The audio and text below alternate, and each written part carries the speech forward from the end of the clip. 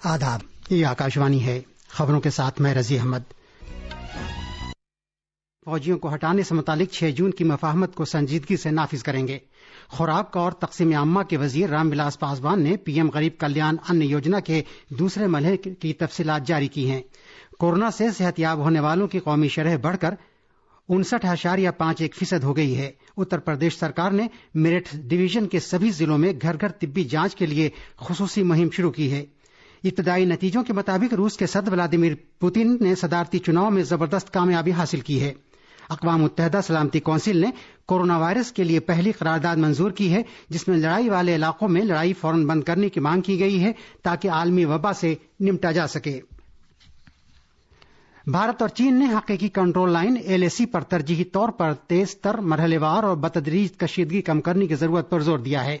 دونوں فریق صورتحال سے نمٹنے کے لیے پہلے سے قائم فوجی اور سفارتی چینل کے ذریعے تبادلہ خیال میں مصروف ہیں۔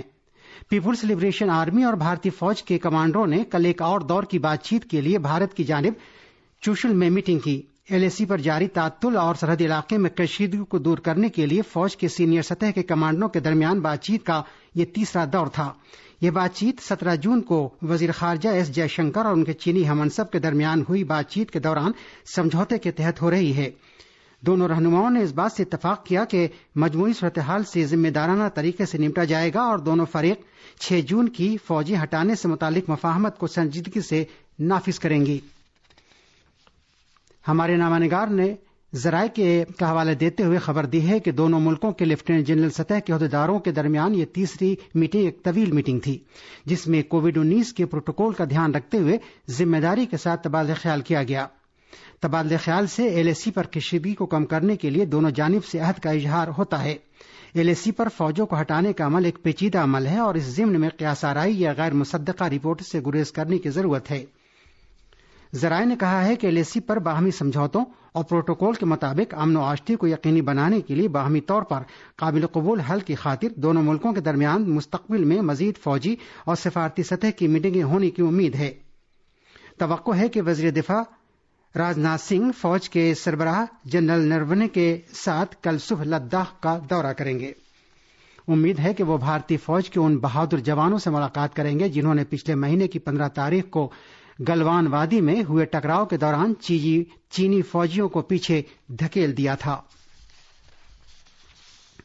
مرکزی وزیر نتن گڈکری نے کہا ہے کہ بھارت چینی کمپنیوں کو مشترکہ پروجیکٹوں سمیت شاہراہوں کے پروجیکٹوں میں شرکت کی اجازت نہیں دے گا۔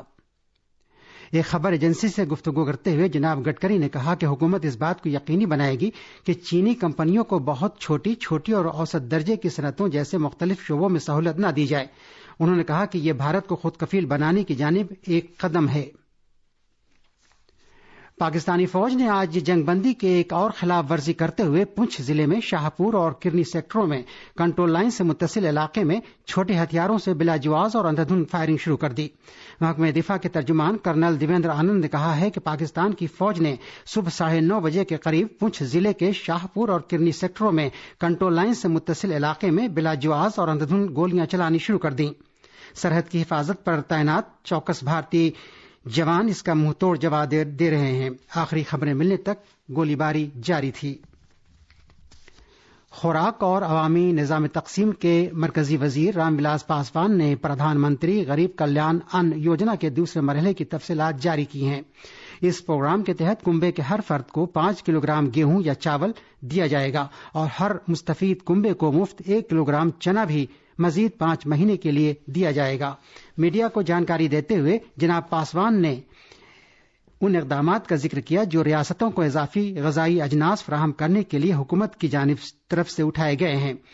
انہوں نے وزیراعظم نریندر مودی کے اس عزم کو دہرایا کہ ملک میں غریب اور ضرورت مند لوگ بھوکے نہیں رہیں گے اور موجودہ عالمی وبا کے پیش نظر بارش اور آنے والے تہواروں کے سیزن کے دوران مفت راشن فراہم کیا جائے گا۔ مدھیہ پردیش میں شیوراج سنگھ چوہان کی سربراہی والی BJP حکومت میں 28 نئے وزیر شامل کیے گئے ہیں۔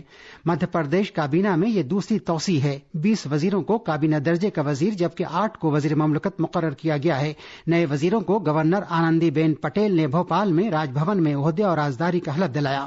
اس موقع پر وزیر اعلیٰ شیوراج چوہان اور بہت سے سینئر رہنما اور مرکزی وزراء موجود تھے۔ یہ خبریں آکاشوانی سے نشر کی جا رہی ہیں۔ حکومت نے آج کہا ہے کہ ملک میں کورونا وائرس سے متاثرہ کل 3,59,860 افراد اب تک صحت یاب ہو چکے ہیں۔ گزشتہ 24 گھنٹے کے دوران 11,881 افراد صحت یاب ہوئے ہیں اور کووڈ-19 سے صحت یاب ہونے کی شرح بہتر ہو کر 59.51% ہو گئی ہے۔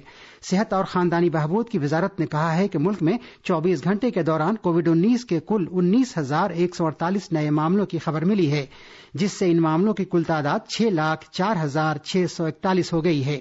ایک دن میں 434 اموات ہوئی ہیں اور اس کے ساتھ ہی ملک بھر میں اس بیماری سے مرنے والوں کی تعداد 17,834 تک پہنچ گئی ہے۔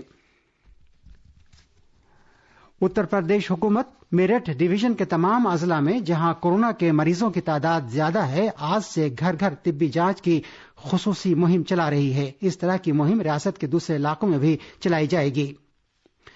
10 روزہ طویل مہم کے دوران صحت کی ٹیمیں میرٹھ ڈویژن کے ضلعوں میں ہر گھر کا دورہ کریں گی۔ یہ ٹیمیں کنبے کے ممبروں کی طبی جانچ کریں گی اور اعداد و شمار اکٹھا کریں گی۔